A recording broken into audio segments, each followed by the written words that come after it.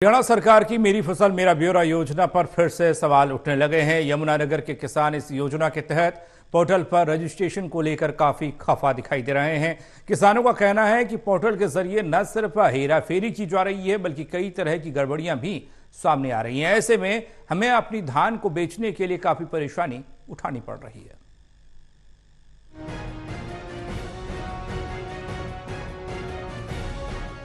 हरियाणा में धान की खरीद अभी पूरी तरह से शुरू भी नहीं हुई कि अन्नदाता की परेशानी दोगुनी हो गई है। पोर्टल पर पंजीकरण को लेकर काफी खफा दिखाई दिए किसान बलवीर का कहना है कि उनके पास 3 एकड़ धान की फसल तैयार है, लेकिन इसे बेचने के लिए उन्हें नाको चने चबाने पड़ रहे हैं। पहले तो पोर्टल खुल नहीं रहा था, लेकिन जैसे खुला तो वो 3 दिन के लिए पूरी तरह व्यस्त रहा। जैसे तैसे नंबर लगा तो पोर्टल पर 1.5 एकड़ की ही खरीद दिखाई गई। उसमें सबसे बड़ी कमी थी कि धान की जगह गन्ने की खरीद दिखाई गई। ऐसे में अधिकारियों पर सख्त से सख्त कार्रवाई की मांग वो कर रहे हैं। मेरा काम देख रहा, जब पोर्टल करवाने गया, अब 3 दिन के लिए पोर्टल खोला था इन्होंने। जब करवाने गया पहले तो बिजी चल रही, साइट बिजी चल रही, दूसरे दिन जाके नंबर पर आओ, कहने लगा दोबारा भाई।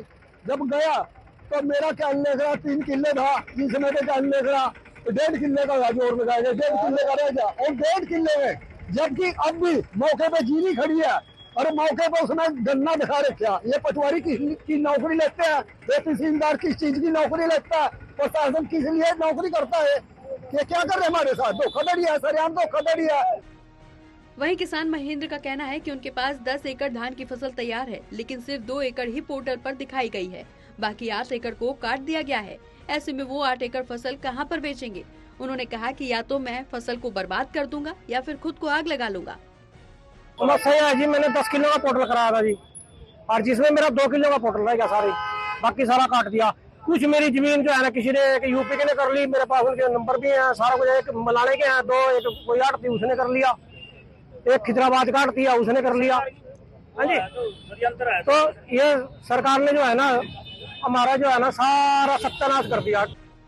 भारतीय किसान यूनियन के नेता संजू गुदियाना ने कहा कि अगर हमें अपनी फसल बेचनी है तो मेरी फसल मेरा ब्यौरा पर पंजीकरण कराना पड़ेगा, लेकिन इस पंजीकरण में कई तरह की समस्याएं भी सामने आ रही हैं। मेरे पास करीब 50 किसानों का आंकड़ा ऐसा है जिनके पोर्टल या तो बंद कर दिए हैं या फिर किसी और के नाम पर हैं।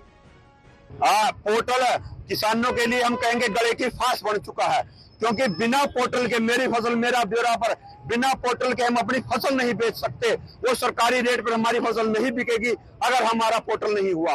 अब बहुत से किसान पोर्टल करवाने से रह गए और 3 दिन का समय सरकार ने दिया था किसानों को पोर्टल दोबारा करवाने के लिए, लेकिन उन 3 दिनों में जो साइट है वो बिजी रही है, वो चली नहीं, क्योंकि सिर्फ 3 दिन जो बहुत पूरा हरियाणा था साइट नहीं चली। और बहुत से किसान ऐसे हैं, हमारे पास तकरीबन 50 किसानों ने कंप्लेंट दी है, ये कागज हमारे को दिए हैं कि उनकी फसल किसी दूसरे व्यक्ति के द्वारा उनकी फसल का पंजीकरण अपने नाम पर करवा लिया गया।